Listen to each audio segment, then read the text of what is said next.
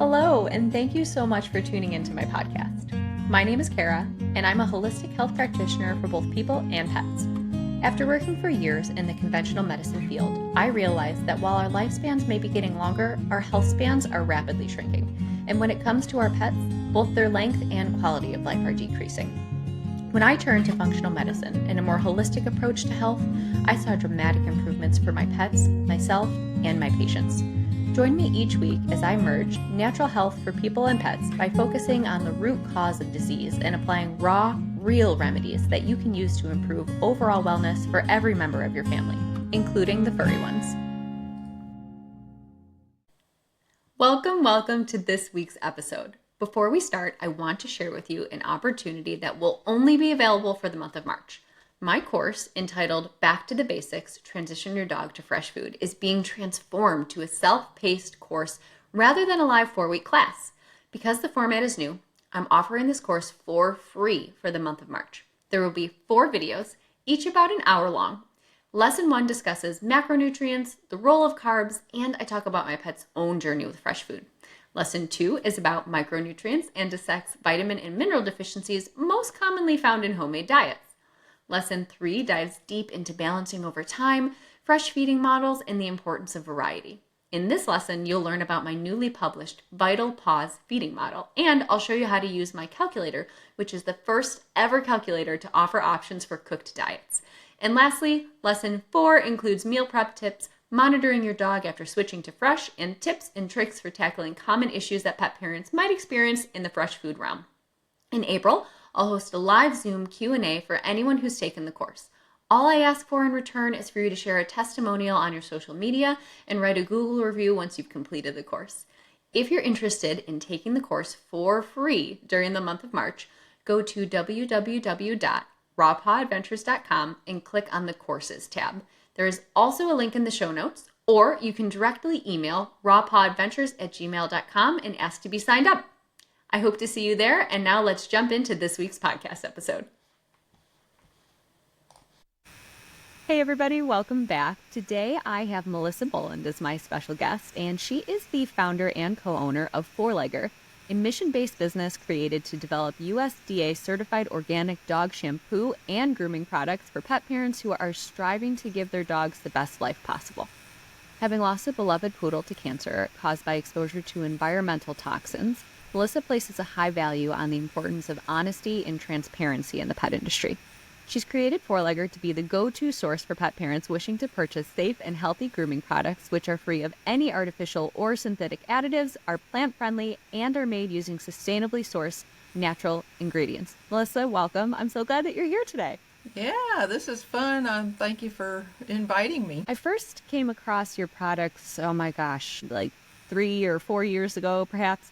And I've been using them for the dogs ever since. And I will say, and I use them for my cats as well. And I know technically they're not marketed for people, but everything is all human grade. And I actually like to use the little sample bottles as my travel shampoos because, you know, what a pain in the butt it is when you're traveling. You don't want to like squirt something into another container, and you can't bring your big bottle if you're not going to check the bag. And they're the perfect size. So I use them as well, even though they're technically pet products. That's all I use on me.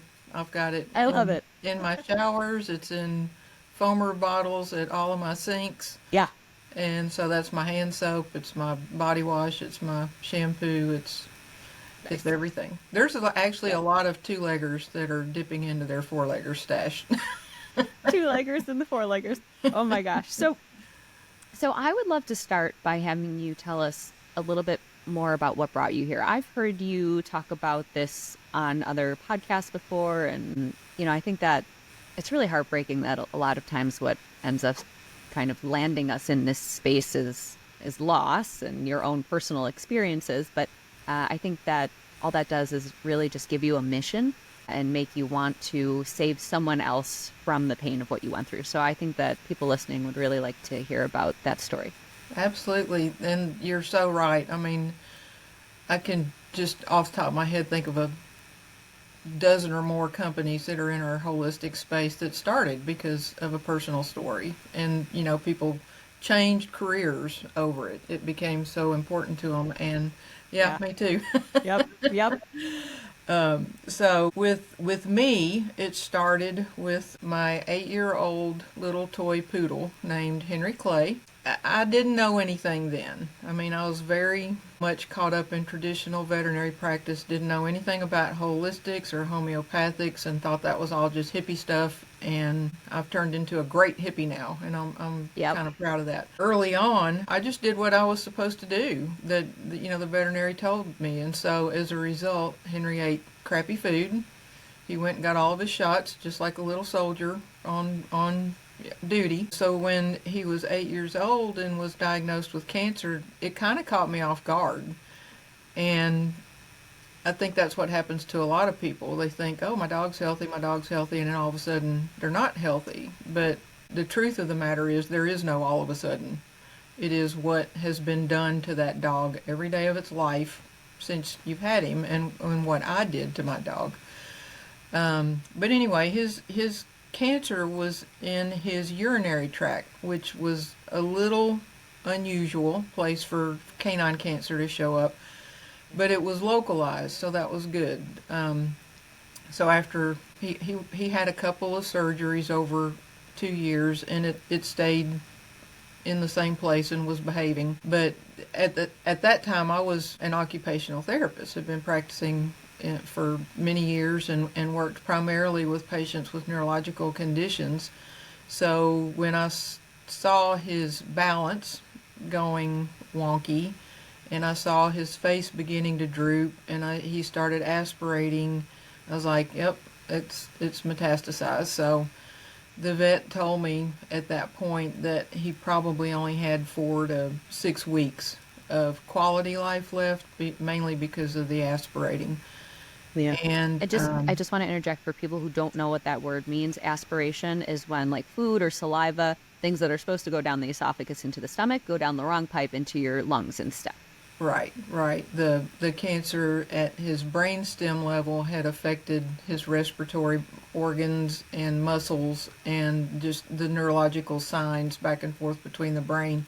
And so, it went down the closest available pipe, and unfortunately it was the wrong one. It went into his lungs. So he was my heart dog, though. I mean, that dog was with me through, without question, the most difficult times in my life, and he was just a constant source. And so when 4 to 6 weeks hit, it was that just that wasn't good. And he had a different thought about that, because I know in my heart that dog knew I had cancer before I knew I had cancer. He lived for 13 months past his 4 to 6 weeks, and actually died on the day I was diagnosed. And it was as though that was just his way of saying, okay, I've done everything I can do. I've stayed as long as I can.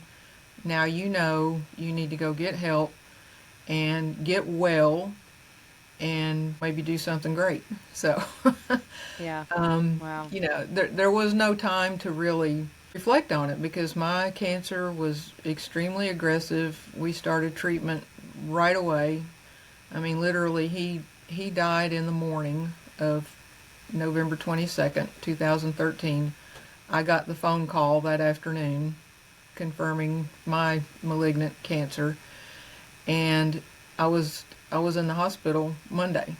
There was no waiting. I wanted to wait until after Christmas to start treatment, and my oncologist says, no, last month you did not have a palpable mass that you could feel from the outside, and now it's a golf ball size, so we won't be waiting. So that started, and my cell counts after the very first round of chemo went straight to the basement, and I was medically classified as infection fatal status, which is as bad as it sounds. If you get a cold, if you get anything at all, you're probably not going to survive it. And so my oncologist had been a family friend from many years, from church, and he said, I know you've got other dogs at home, and you have to minimize your exposure to germs and bacteria everywhere you can. And because they're going out and being petted and coming back in and walking through stuff, you got to bathe them more. So I thought, okay, I'm a college graduate. I can figure out a pretty good shampoo and choose a safe, healthy one. And unfortunately, what I learned was that I was really good not at picking out a safe shampoo, but at being marketed to. Yep. And within like a couple of weeks, my other dogs were itching and scratching and had dandruff where they never had it before. And I'm like, okay, I'm trying to clean up my own act now and going more organic, more natural. What in the world am I doing to my dogs? And so that really brought me to the edge of the cliff. It's like, Yeah. okay, we're doing a deep dive here on ingredients, and we're going to find out what in the world is in these grooming products that is causing this kind of reaction with my other dogs. And so, my my business partner happens to be a scientist, which is very handy when you, when you need to research ingredients. I mean, I was decent because I worked in the medical field for 17 years, but honestly, you can look up studies and read stuff online and go blind, or get to the end of some really long study and still not know, is this good or bad? So her education, college education, is in molecular genetics and biochemistry. So that's really handy for four-legger and a big blessing. Yeah. Yeah. So That would make my brain explode. I know, mine too. I'm surprised it's still on my shoulders. Sometimes, do a bobblehead just to make sure. So we did a literal 17-month long deep dive into ingredients because I didn't have anything else to do. My cancer treatment lasted 22 months. It was long, it was complicated, it stopped, it started because of other things that came up as a result. That's how I spent that time, and it was eye-opening. And I honestly just got madder and madder and madder and madder the longer that we researched. And I thought, you know what? If I survive this, which wasn't a foregone conclusion for a good while, we're going to do something different. We're going to do it better. We're going to make a difference in this pet industry that needs cleaning up. No pun intended with shampoo products, but it kind of is there. Yeah. I mean, it needed a complete overhaul. And we realized pretty early on that the only way that we were going to be able to distinguish ourselves in the whole grooming space part of the products industry was to go through the National Organic Program and get our products certified organic, because everybody says their ingredients are organic, their ingredients are 100% natural, and there's nobody regulating the usage of those two terms. So anybody can say it, and nobody's going to correct you if you're found to be wrong. Yeah. In fact, probably nobody's going to say anything to you at all as far as falsely marketing a product. And that's really sad that, you know, we live in such a time with such amazing information and amazing technology, and yet people that perhaps put profits before health choose that route, and our dogs are the ones who pay the price for it, and our other pets. Yeah. And us. And us. You know, we don't, I mean, I guess the thing is with that, 'cause people would ask me, you know, you've had cancer. Why aren't you speaking out about human cancer? And, you know, my response is the same. There's a million voices for human cancer, but dogs don't have a voice. And so they're just subject to whatever it is that we choose to do to them, or choose to put on them, or choose to put in them, or allow in them, in the cases of vaccines and things like that. And, we have to do better about educating pet parents that there are better choices, there are safer choices, and, that's been our mission from day one, is just to educate, educate, and follow that up with providing products that are safe and healthy. And so it was a good, the closing of my cancer journey was, I don't believe in coincidence. I know it was all planned out, but it was in the same month that our first product was ready to go. So it was just kind of a way of, all right, we're closing this chapter. We're moving forward with something new, with something, life that's full of life and going somewhere, and not all the sadness that had been behind. And so The stars really aligned there, huh? yeah, they really did. And I don't believe in fate and chance and all that. I believe that was divinely inspired, and I'm happy about that, because that's a big part of who I am. And there's a lot of reassurance in knowing that someone's helping to guide your steps if you're paying attention. And that has definitely been my case. So I left occupational therapy. Actually didn't work at all during the time of treatment, because I worked in a hospital, and that's not everywhere you want to go when you're sick. If you're not sick, you don't want to go there. So this is what I'm doing. This is my mission. We're almost into our 10th year this summer. Will be the start of our 10th year, and it in many ways just seems surreal that much time has passed by, and in some ways it seems like it's still yesterday. It's still kind of developing. But that's kind of the backstory behind Four-Legger, the whole journey, why we exist, and what we're about going forward. And I feel pretty confident in saying there's nobody in the pet space that is more interested in ingredients than we are. Yeah. I mean, particularly in the space that we occupy with grooming products, there's nobody that's doing the research that we've done, or that cares to do the research that we've done.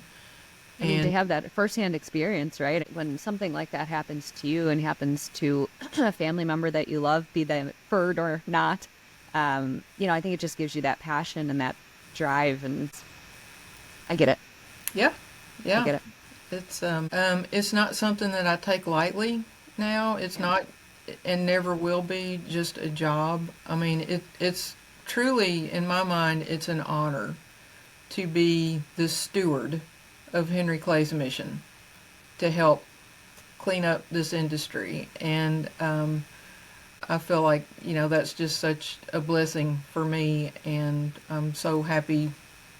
I'm sad for Henry Clay, but I'm happy to be the one that is able to help bring about some change because of his story and his life and what he went through. Would love to tell you a personal story, but I don't want to waste your time if what I think is incorrect. So could I ask, just based on your description, was your primary cancer breast cancer? Yes. Yeah. My thesis in NP school was assessing women's knowledge about the risks, like the contributing factors for breast cancer. So my entire thesis was researching the top causes of breast cancer, and then creating a survey and disseminating it to women and determining their knowledge of those risk factors. And nowhere in my research, in my institutional database and all the places that I pulled, meta-analysis and different studies from, nowhere was there anything about environmental exposures or endocrine disrupting chemicals. Nowhere.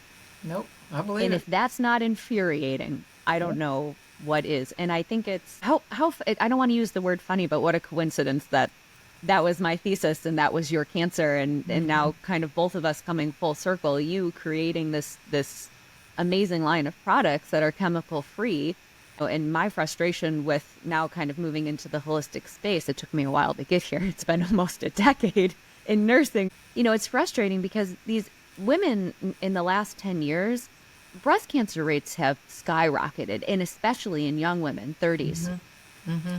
It's up like 30%. And I mean, these are astronomical numbers.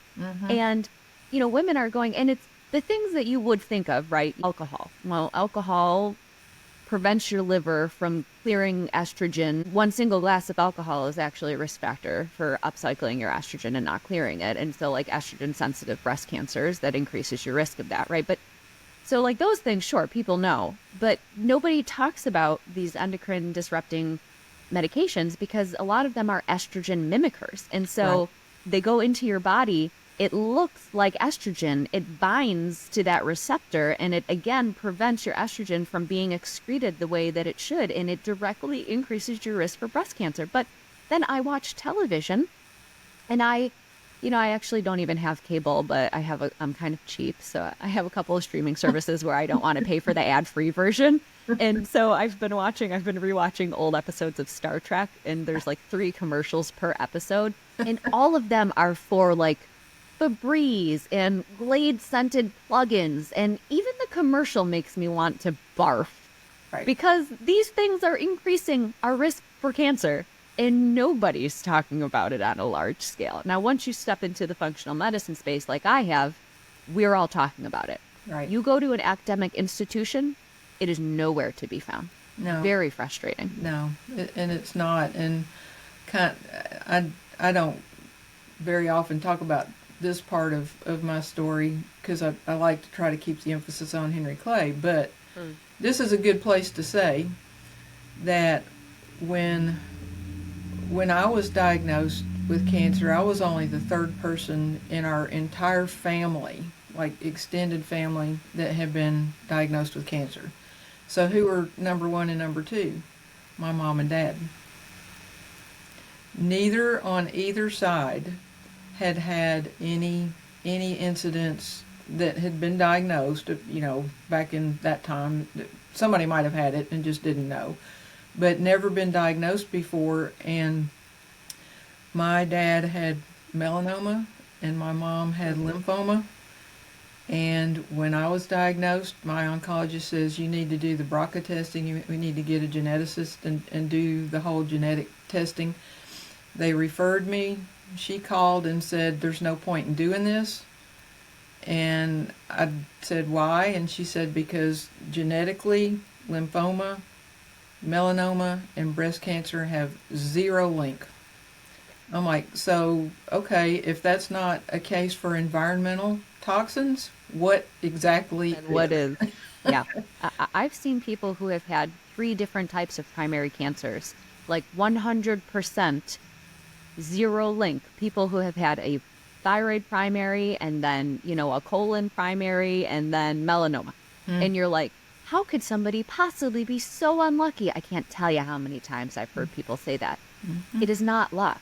Nope. It is what you're putting in, on, and around your body all day, every day, and no one is talking about it. So it's really frustrating. And I bet your oncologist never spoke to you about environmental exposures. Only in the example of bathing my dogs more. To like lower bacteria, like cleanliness. Right, Yeah. but that was like in real time. It wasn't like going forward. You need to to do this as well. And so it's such an interesting thing to think about. And for all of the research that's been being done in human cancer, there's not much being done. I mean, there's some, thank goodness, to the Dr. Popes and the Dr. Hazas of the world who are making such a difference in that. But even so, the canine cancer statistics are through the roof. I mean, it's like 5 to 1. 5 dogs for every 1 human are being diagnosed with cancer. And it's like, it's got to stop. I mean, it's environmental. It's the products and the decisions that we're making. And we're the ones that can control that. And if we don't, at some point, some generation is going to be looking at life without dogs. Yeah. And That's my an fear. awful thought. I know. And no one is ever blameful. No one's pointing a finger and saying, "Oh, you did this." But we always just do our best. But if we don't know, Right. then we can't grow. Right. It's really hard if you don't come across this information. It took me years, Yeah. years to find Yeah. this out. And it wasn't until my dog had chronic pancreatitis and I had to say, there has to be something because he can't live like this. He's suffering. And so it's something drags you here. And I hate that. I hate that. I wish it was just more mainstream, more talked about, and more normalized. But I we're agree. trying, right? We're working on it. We are. And I think it's interesting. I'm old enough to remember back when dogs came into the house. Up until like the mid 80s, dogs were outside. You know, they had their dog house. People didn't have fences. They roamed around. If the Joneses had a dog, then it was the neighborhood dog. It wasn't just the Joneses. And at that time, that's kind of when little dogs got popular. And so people wanted to bring them in. That was kind of the impetus that got dogs in the house. The little dogs, they need to come inside. They can't protect themselves. Like, okay, they hadn't been protecting themselves for hundreds of years, but okay. And so they came in and, and we started treating them like little humans, right? Mm-hmm. Their bedding is in the same stuff we wash our clothes in. They're laying in the same stuff that we clean our floors with. That's when dog food became like more of a thing.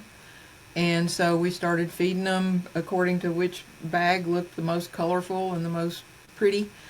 Yeah, which had pictures of fruits and vegetables on the front. And Beneful. That's what I fed my dog. That's what I fed Henry Clay. And it's because that's what I thought was the best. Sorry about that. For people most people listen, but for the ones who are watching, you guys get quite a show over on YouTube. Like my cat either knocks my camera, knocks my computer, which she just almost knocked down, smacks my microphone. That is hilarious. But anyway, when you think about interruption. During that time, dogs died for two reasons. Either old age or they got hit by a car. And now, they're being treated for cancer, for thyroid disease, for hormone issues, neurology issues, for circulatory issues with their heart, and for pulmonary issues with their lungs. And I mean, they're being treated for all of the human conditions, and it's because we've imposed our humanness on them. On them, yeah. But at an accelerated rate because they don't live as long and their detox pathways are a little bit different and they're exposed to all of these things at a very concentrated level. And it's tough. It's tough. It is. But we're learning, we're talking about it, right? And anybody who's here listening to this is definitely educating themselves about it, which is excellent. That's the whole point. So speaking of education, I really want to talk about your shampoo, Pet Ingredient Shampoo Database. I hope I said that correctly. You did. Yeah, it's a mouthful. Okay. Excellent. Yeah. It's Pet Shampoo Ingredient Database.com is where you can find this. And this is an amazing website that is like a kind of a sister website to the fourlegger.com, where Melissa has put together a list from A to Z of ingredients that you'll commonly find. And I want to talk a little bit about that website in general, and then I wanted to go into almost like a kind of a little trivia, and I have some products next to me, and we're going to name off some ingredients. But can you just tell us like what prompted you to do that? Because that is extra on top of all of the work that you did to create your products.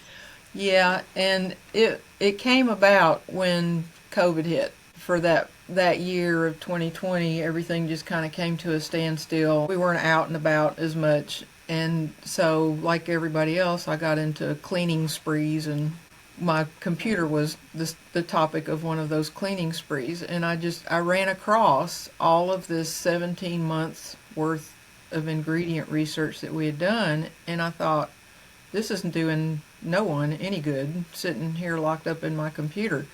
So Angela, my partner, the scientist partner, she's also a computer programmer whiz. I mean, she can do everything. And I said, let's build a database that is built out around all of this ingredient research that we've done. Let's keep it separate from our four-legger website because we don't want the conflict of interest topic that could come up with people saying, well, you're just pushing your product. So we built it out as a separate website. You can link to it from the four-legger site, but you can't do any actual research on the four-legger site. So you go do your research and then you come back to four-legger when you realize that this really is the best and this is what I want to buy. So it's set up basically to give you the three criteria of information that everybody is looking for when they go and spend hours scouring the internet to do research. So we're going to tell you if the ingredient that you're researching is a natural ingredient or a synthetic ingredient, how safe it is on a scale, and then if it's an ingredient that even could be eligible for organic certification, because everybody says their ingredients are organic. And then the secret sauce, or the special sauce, not secret, but the special sauce that we provide is information from the literature about any health condition that has ever been linked to that ingredient in either humans or dogs, and not just that there is something that you want to avoid, but we're going to tell you what it is. It's a carcinogen. It's an endocrine disruptor. It's a neurotoxin. It's any of the bad things that it can be. And so you just use, there's a drop-down menu that you use to search the ingredient, beginning with the letter of the ingredient, and then you get a page of different ingredients that all start with that letter, like D, for example, and they're alphabetized, so it's easy to scroll down and find what you're looking for. And then if you happen to run across an ingredient that we don't have in the database, because this is dynamic, it's evolving all the time, there's a link up at the top of the page to request a review, and you can submit the name of the ingredient, and we'll stick Angela on it, and she'll do the research and put it into the database so that it's always growing. And I love it. We can keep it going. And there's also some other links up there at the top of other information that you can get under a Learn tab. Yeah, there's resources, right? I see that you have links to research and yes. So it's intended to be all very objectively done, and just to consolidate the amount of information so that you get the answers to the questions that you need in order to make a decision about a product. Nice. All right, so what I'm going to do is I'm going to grab some products that I have next to me, which my husband uses. He's going to kill me if he listens to this episode. So, I've changed to, as natural as I can get. I use like tallow products now, and even like lard. I have a skin face cream. I don't use this stuff anymore. So the things that I have that he still likes to use is we have Aveeno body lotion, and I'm gonna just flip it over. I'm gonna pick a random thing. I want you to tell me what you think. We have petroleum. That's a source of many ingredients. They're petroleum based, and what we have in the database is petroleum jelly. So I don't. The petroleum is a really broad, wide category, which is a huge red flag, because you don't know if it's plant derived. You don't know if it's oil derived. You don't know where that came from when they just give it a broad label like that. So, but if you look up petroleum jelly, You'll find that it is a synthetic. It's very bad with the red angry face, and it can't be organic. And then the additional information will tell you that it has links to endocrine disruption, cancer, it bioaccumulates in the body, and has organ system toxicities. Nice. Yeah. Love that. Yeah, I used this for probably 10 years. Yeah. All right, one more off this one. How about cetyl alcohol? CETYL. Yeah. Good old cetyl. It is a synthetic. It is not safe. It's not as bad as petroleum, but it's not safe. It can't be organic. It's used in a number of applications, from fragrance to being a foam booster or a thickener. It has links to organ system toxicity and is not friendly to the environment. And it can have either a plant or animal origin. Okay. So not good for you and not good for the planet. Two less than superb ingredients. All right, the next product I have here is a Moroccan oil. My husband's gonna kill me. Curl defining cream. My husband has lovely curls. They're very beautiful. Okay, I'm gonna pick. How about glycerol stearate? Okay. It is also known as glycerol monostearate. It's synthetic. It is very safe, but it can't be organic. And it is a synthetically produced by reacting glycerin and stearic acid derived from palm kernel, vegetable, or soy oil. It is one of the most common saturated fatty acids found in nature. It's a thickener and an emollient, and it's used to improve the texture and sensory feel of products. It also helps to hydrate and protect the skin, giving your skin that dewy glow.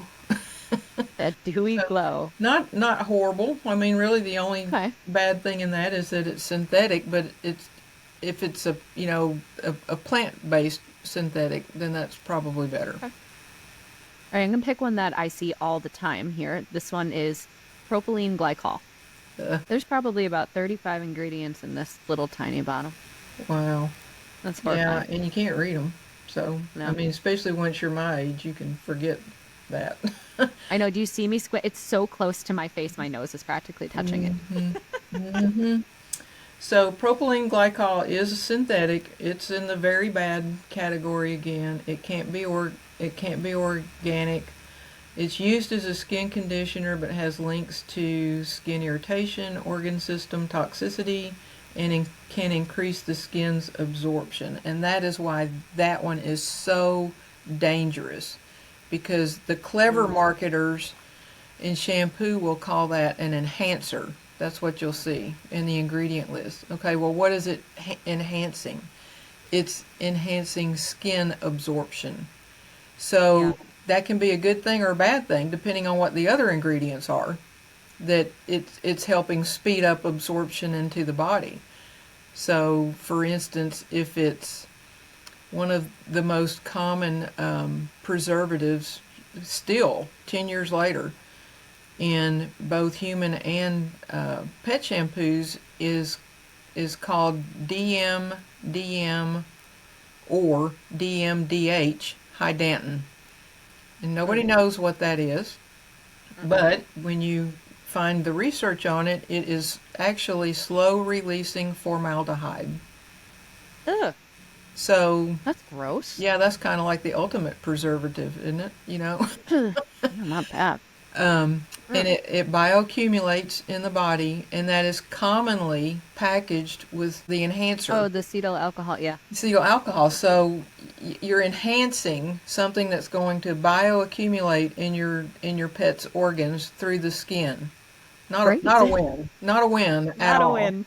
And it's a carcinogen. I wish I had a pet product to pick up for you, but I have thrown away anything that I use on them. That is, so these are all human products. But. Well, unfortunately, there is a lot of cross cross usage in those. There's a whole lot, and we Yes. put our ingredients in here too. It's not all just calling out the bad guys, and that's another thing that I'm very sensitive to. I'm not gonna. I don't think I've ever called out a name brand, by name, just like publicly called them out. There's been many times I've wanted to. Yeah. But I don't, because I've given you the tool to go look up their ingredients, and then you can call them out. But I'm not the type of person that's going to, speak badly on purpose, even if maybe they've earned it. Yeah. That's just not who I am as a person. It's not who Four Legger is as a company. We'll give you the tools to do the research, and then you can decide if you want to go with them or not. I think you're nicer than I am. Well, like I said, So some, examples of companies that are going to be a little bit better. You want to look for something that has minimal ingredients. I think that's important. You don't want 35 like the one I just picked up. So I can pick something off of an all-natural tallow lip balm that I have. Beeswax. Yeah, beeswax. We used to use beeswax in our balm. Put some on right now. And we actually, because of the dilemma that the bees were in and still are, worldwide, we took it out and replaced it with carnauba wax, which is a plant-based, 100% natural wax. Okay. Beeswax, 100% natural, very safe, can be organic. It's a fantastic product. There's not anything bad to say about it. Nice. Okay. And then essential oils. This little guy, this is my dry shampoo, tinted with cocoa because I have brown hair. And it's just arrowroot powder, cocoa, kaolin clay, and essential oils. Yeah. We actually did a good blog that's on the Four Legger site about comparing what's the difference between waterless and dry shampoo. And it's important. It's important information to know. Dry shampoo is a much better option. If you need to use that for some reason, then waterless shampoo is full of ingredients that you don't want on your dog. I'll have to read that. All right, now the big guns. Four Legger. So for people listening and not watching, I have 4 little Four Legger sample bottles, and I mentioned at the beginning, but I love these they're 2 fluid ounces, and they're great for travel. So I use these when I am hopping on and off planes. I don't like to check bags if I don't have to, because I despise waiting at the carousel. It's just the worst. Yep. So I try and pack all of my to-go products, but I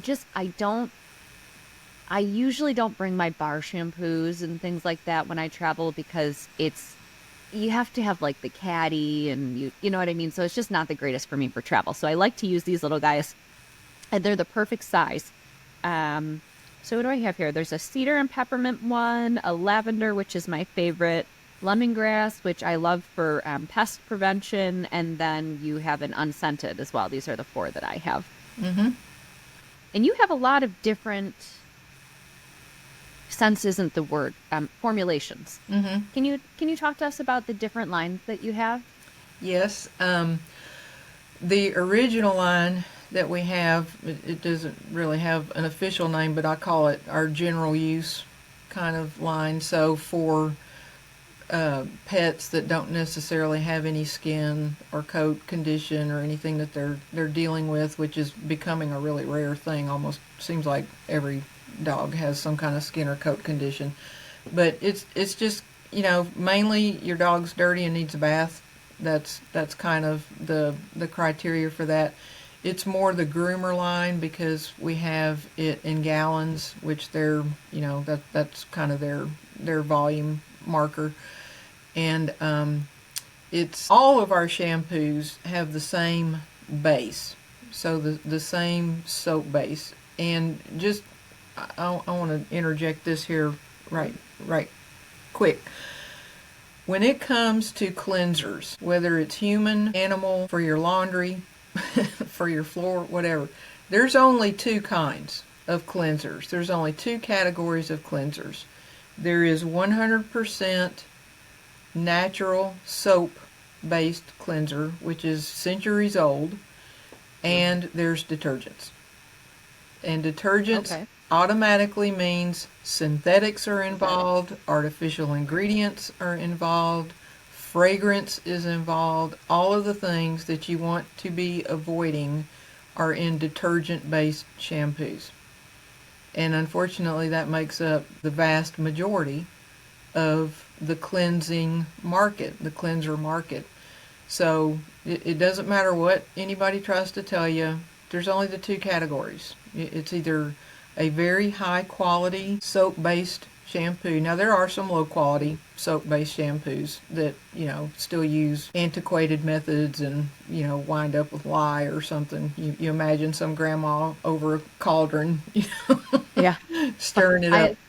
I'm of the age where I imagine Fight Club, the movie, where they used the lye to make, yeah.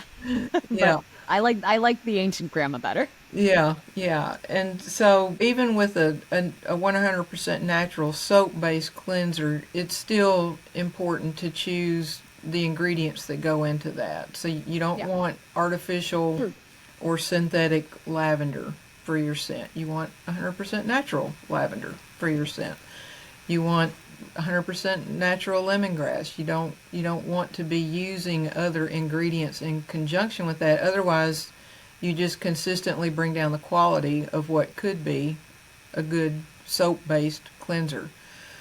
With detergents, like I said, I mean that just automatically opens the door to usher in all of the ingredients that you really don't want. So much so that they're getting clever about it. So they'll call it coconut derived or plant based or Yeah. plant derived. Well, honestly, all that means is their initial ingredient may have started out being a coconut, for example, but by the time they've reacted it in 60 or more reactions with chemicals, they have literally turned it into a synthetic. And there's Which is, no longer yeah, anything plant nothing about good it. about it at that point. Yeah. That's why I've listened to the cocoa therapy ladies speak Yes. on like the Yes. creation of coconut oil and how adulterated Yes. coconut products are on the market, which is just horrifying. Yes, and they're some of my best friends, Love so in and much. out. I love them to death. Coconut oil is very prevalent. It's in the base of all of our shampoos. It's part of the tri-blend that we use to saponify the oils and turn it into soap and turn it into 100% natural soap. So anyway, that was a good place to make the distinction between the two options of cleansers that there are, regardless of what anybody wants to try to persuade you otherwise. That's it. Yeah, I love it. So what about, I'll hold up two just because in case anybody who listens, it works like in grooming. I have this gigantic, massive bottle here of the lemongrass and aloe vera shampoo. And this is, I think, probably meant for groomers, but I have three big dogs and three cats. Yep. And this is a nice size because, Yeah. and it'll last me years. It will Oh, yeah. last a long time still. Yeah. That we didn't think about that. Yeah. We'll get Yeah. somebody by and it's like we don't see them again for another year or two. Yeah, yeah. But what's nice about it too is, when you buy something larger, then there's less waste, right? Because you're using less of the smaller bottles. But I'll take that and I'll just pour it into your foamer bottle, and Yep. then I'll use it for my hand shampoo, and I use the foamer even when I'm washing the animals because you don't waste it then, Right. because it's like when you're Right. pouring, it's natural, so it's thin, right? It's not like that thick goop that you're used to if you have never used a natural product, which Right. I would imagine people need education about. Yep. And then I remember one time I had a small bottle and I had someone come and groom the dogs, which I almost never ever do. I don't have the money for that. I usually wash them myself. But for whatever reason, I decided I was going to splurge this time and have someone come and groom them for me in their little van. So they come and I hand them the bottle and I said, don't use anything but this. It's very thin. A little bit goes a long way. He goes, okay. He came back. He used the entire bottle. I was furious. Yeah, It was a brand new bottle. yeah, yeah. So Yep. mad. That's the biggest part of the education process for Yeah. people that aren't. And the interesting part is, if you ask most people Mhm. if their shampoo is organic, oh yeah, I'm used to organic shampoo, and Mhm. I'm like, no, you're not. Yeah. Trust me, you're not. Yeah. Because we You're don't definitely use not. any of the synthetic thickeners or fillers of any kind in the making of our shampoo, so the consistency is different. There's a bit of a learning curve there. And you probably got the tip card um, in an order that you placed from us at some point that it gives Probably. you tips about how to use the shampoo and what to expect and how to get it to suds up. And that's the irony. I mean, people think it's not sudsing up, so they just keep dumping on shampoo. And I was like, Hmm. you're ensuring it's not going to suds up. Just put the Yeah. shampoo We down we've been and conditioned put to a lot think more that water in that yeah, mix, and you'll get yeah, more more lather than you water. know what to do with. Yeah, yeah. Our brain connects bubbles with Yep. cleanliness, and that Um, is not the case. I'm the same way though. I mean, Yeah. it's definitely some kind of a sensory neuro connection, and I'm the same way with that though. I like my suds, and Yeah. fortunately, I know how to get them. So, Yeah. Well, and that's why the little foamer bottle is so nice. So, just for like an example, my cats all weigh about 8 pounds, 9 pounds. 2 pumps, perfect amount to wash a cat. hmm Like one pump for the top, one pump for the bottom, and then you're hmm done. My hair, maybe 2 pumps. I don't need that much. My golden right, retriever, a few more pumps for the golden retriever. He's a big right, boy, but right. So yeah, you don't need a ton, and that's why I think why the foamer bottle is so nice. It takes kind of the guesswork out because it's already sudsy for you. It does. It uses air to Mhm. infuse into the shampoo, and that's what suds it up. So you don't have to wonder if you should dilute it or whatever. Our customers are very creative. They come up with all kinds of ways to use stuff. Some dilute, most don't. Yeah. Um, and either there's no wrong way. It's whatever suits you is what you should do. So I would love to talk about some of your other products, if that's okay, because you have more than just shampoo. Correct?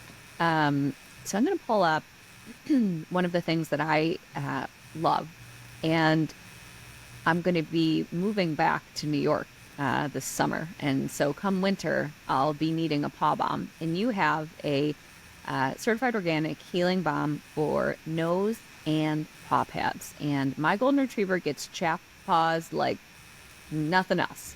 Um, and I love the ingredients in this, but one of them I was very surprised to see. And I have only ever heard of it being used for an herbal remedy for depression, and that's the St. John's wort. Can you tell me about that?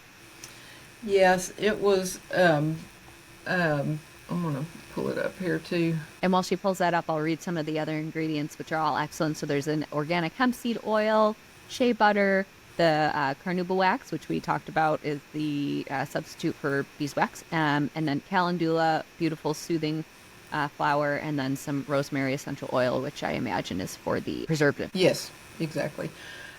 So the St. John's wort, the reason that we wanted to put that in there is it's a natural anti-inflammatory, which is Okay. the root, in my opinion, of all disease. Inflammation in some form or Yes. another is going to kill us all.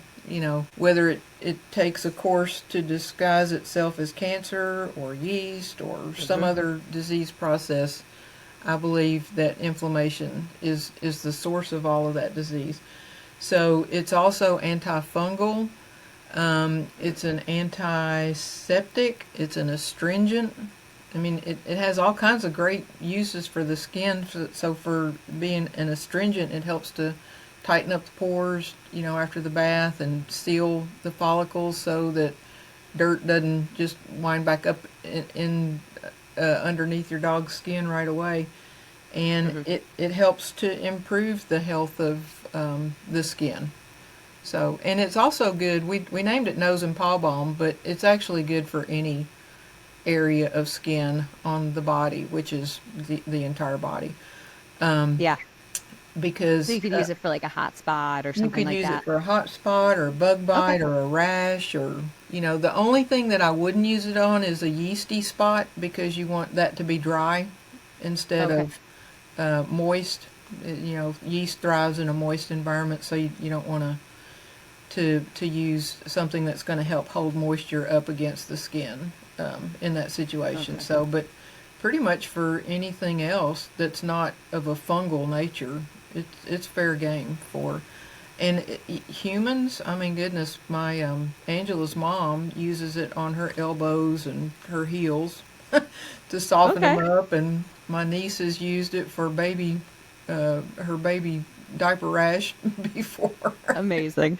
You use it all over the place. You can, but yeah, that One more thing I want to highlight, sorry, is your dental products because it's February now when I'm recording this, and I'll try and sneak this episode out before the end of February. But you have your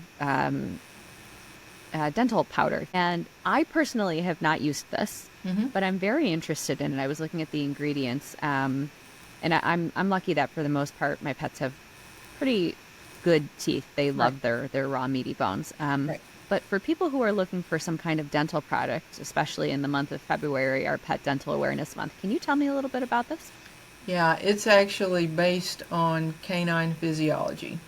So there's three ingredients in it. There's sea salt, and there's baking soda, and there's peppermint essential oil. So the physiology part comes in with knowing and understanding that dogs have in their own saliva a set of enzymes that combat germs and bacteria in their own mouth. So the sea salt is what stimulates the salivation. So when you first put it on your dog's teeth and you see them start, swallowing more, you may not see active saliva, but you'll see them start swallowing a little bit more. Um, it's triggering them to release their own enzymes to help with the cleaning process. The baking soda is to help protect the enamel. It also helps. It's a very dry ingredient, so it creates an atmosphere where germs and bacteria cannot thrive. And then the peppermint essential oil is an anti-inflammatory.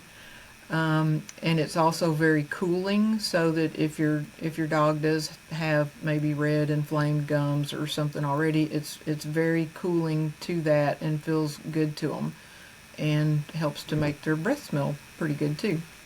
Yeah, But, when I've made toothpaste in the past, I'll put like one drop of the yeah, peppermint essential oil. Just, and the thing with it the smells dental nice. powder is, you just use a tiny amount. It's Hmm. not like you're going to dump a Yeah. handful of it in your hand to use. Just, maybe the size of your small fingernail is all you need, because literally all you're trying to do is stimulate their salivary glands. And so kind of once you see that action happening, you're done with that. You can still use it a little bit, but I put like a piece of medical gauze, just a little square, over my fingertip, and put the dental powder in my other palm, wet the gauze, and dip it into it, and then just rub along the gum line on the inside, on the outside, and upper and lower. And it's perfectly fine for them to swallow it. I mean, we've got a lot of Mm, holistic veterinarians that recommend it, that stock it in their clinics nice. for their patients. So people get worried about the salt, and baking soda. Those are both sodium-based things. And honestly, Yeah. if you do have a dog that has some kind of sodium intake restriction, then absolutely you want to ask your veterinarian if it's okay to use this, explaining that it's just a tiny amount that you're using. I mean, after all, salt is an essential element required for Hmm. sustenance of all life. So just make the distinction. I'm not trying to season my steak. I'm just trying to get my dog to slobber a little bit. So, Yeah. People do tend to get very hung up on sodium, and sodium and chloride are necessary. And actually, a lot of our pets are deficient in sodium because we're Yes. not giving them enough if we make their food. Right. So yeah. Enough doesn't get in there. And it's not something that you can use it every day if you want to. Honestly, my dogs, they get maybe 2, 3 times a week, but then on the in-between days, I'll use some of Dr. Shelton's dog breath essential oil blend, Animalio, and use that to just kind of rub along in the same manner of application, and just mix it up for them. But the dogs that have the hardest time going to our product are ones who have grown up or gotten accustomed to the bacon flavored, toothpaste Yeah. and Ugh. the beef The peanut flavored. butter and the I mean, ugh, your it's dog's not gross. much different from a kid in that respect. They know a plate of broccoli Yeah, they versus know a that their bowl of bubble M&Ms. gum, yeah, their bubble gum toothpaste tastes better than your, Yes. Tom's And so black licorice toothpaste. Yeah. for those dogs, you do need to go a little bit slower and let them gradually, acclimate to it. Maybe just, a successful day in the beginning might be getting the 2 top teeth done and call it a day. Give them a treat, reward them, and then the next day try to get the 2 bottom teeth at the same time, and just Slow and steady. gradually Yeah. build up until they're okay with it. Now, I do want to highlight, and we know that peppermint essential oil is safe for dogs. Generally, we avoid it for cats. And so most of your products are for dogs and cats, but would you avoid the specific one for kitties because of the peppermint? Yeah, Yeah. and it's if it's a high quality peppermint, meaning it's not a synthetic made peppermint or just an otherwise poor quality peppermint, a lot of times, well, we all know cats decide what is okay and what is not okay. And sorry, I know, speaking of which, I guess I woke him up. what I insulted him and woke him up. So, so in some sense, there are some cats that use our dental powder, for Right. example, and it's okay if it's okay with the cat. It's not harmful in another way for it. It's just most cats don't prefer that. There's really only 3 products in our entire lineup that we don't recommend for cats, just because there's other options that are available within our line. So the cedar peppermint shampoo, same reason, it's got a little bit of eucalyptus in it, which cats Yeah. don't prefer that, or they don't always prefer the peppermint either. And then we have a peppermint tea tree shampoo, that same reason. We have 8 different shampoo formulations, so we'll take 2 of them out of the mix. The other 6 are fine for your cat. And we actually have everything from horses to the pet pigs that people have. Yeah. Dogs, cats, ferrets, guinea pigs. You name it. I'm always impressed with people that have cats that have a cat that will actually allow a bath. I had a foster cat Allow for a is while. a loose word in this house. The cats Yeah. don't really allow it, but Well, mine would have ripped my arm off in thanks if I had offered to give him a Yeah. bath. yeah, we so. we had a flea problem last year, and so that's why I got actually this one specifically, the lemongrass, because I was like, okay, everyone's get's a bath. That's the most popular one for cats. That one and the Yeah. unscented. So, Yeah. those are both good picks for kitty cats. If you're stuck and you If you're have stuck. to bathe a cat, this is what I would go with. Otherwise, if you can get away without it, save your skin. Exactly. Oh my gosh. Oh, this was amazing. All right, so I have actually one more question for you. I should Okay. have asked this because I don't want to put you on the spot, so feel free to tell me no. But I saw something that CBD Dog Health posted. You guys are partnering on something? We might be. You might be. We just might be. Technically, this is not going to air until after you do that live with them. Gotcha. Can you tell me what it is, or do you need to keep it completely secret? Mm, I promise I I'll won't let tell. them. I want them to have the surprise of it. But it's All right, been all a right. year in the making. It has Oh been my a gosh. full year in the making, and it's going to be a fantastic option. From I'll just say this: it's from our spray line and also our shampoo line of possibly combining with some of their ingredients that they're known for.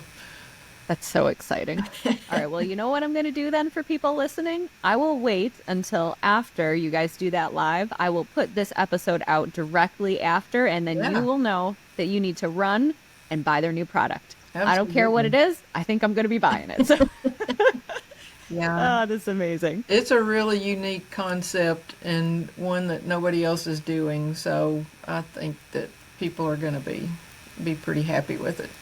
Excellent. Will I be seeing you at Dr. Judy's event in May? Yes, you All will. right, great, great. The makeup trip Yeah, I know, from right? The last year. reschedule. Yeah, and then the only other thing I'm doing this year is Super Zoo. Besides that one, Yeah, I'm having a downtime year for yeah, health stuff, just resting. Not yeah. no, I shouldn't have said that. Not health stuff. Just I need a year of A resting. year of rest. Yes, a year of rejuvenation. Yes, and so Amazing. yeah, Well, I'll definitely be seeing you at both of those. That'll be my last event before we move back to the East Coast. So I okay. don't know if I'll be able to go to anything afterwards. So, Well, we're but planning on another new product launch from Four Legger this year too, so we can oh my have that to gosh, I'll look have to forward stay tuned. have that to look forward to also. Very exciting. Well, Oliver came up to, I think, say goodbye, and also probably is trying to say feed me because he's getting really antsy. But okay, this was amazing. How can people find you? We are at www.4 the number 4 dash legger legger.com, and from there you can link to the Pet Shampoo Ingredient Database. That link is in the top left-hand corner of our website. Please, please take advantage of all of the research that we've done that is now in the forms of articles, educational articles that live on our website. You can go to the search bar and literally type in pretty much anything endocrine and hit enter, Mm-hmm. in every article that we've ever written that addresses the endocrine system. Or you can search for carcinogen. Same thing. Everything that we've ever written is going to come up, and you can look through the titles and see, what's the focus that you're looking for about it, and chances are we've written some about it. So Amazing. it's Amazing. Love the resources. it's a great resource, and you know, we kind of wanted to be the go-to place for ingredient research and just a resource for pet parents. So Excellent. feel free to use And it up. then what about your socials? Is it just Four Legger on like Instagram, Facebook? Instagram and Facebook. Yeah. Perfect. I'll link those as well. I'll put some actual links into the show notes so people can just click. Okay. So, all right. There was. I'll send you some links of some specific articles that I think Please. you might be interested in, if you want to throw those in there too. Yes, And ma'am. do Mhm. you want do you want me to create a discount code for your people that might watch this so they can come to our? That would be amazing. Okay, I'll make something up for that and send that over to you too. Thank you. That's generous. I will put that in the show notes as well. So, anybody listening, you can go and check out their products and then get a discount. Thank you, Melissa. Sure, absolutely. Gosh, my cat's going to knock over my computer again. Anyone watching on YouTube is going to think that I have an earthquake. Oliver, he's active. I know. He's Oh rumbling. my gosh.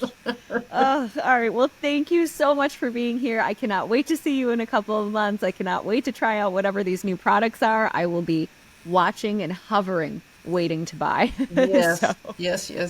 So, well, oh thank you gosh. so much for the invite. It's great to sit down and chat with you, and anytime, I'm happy to do it.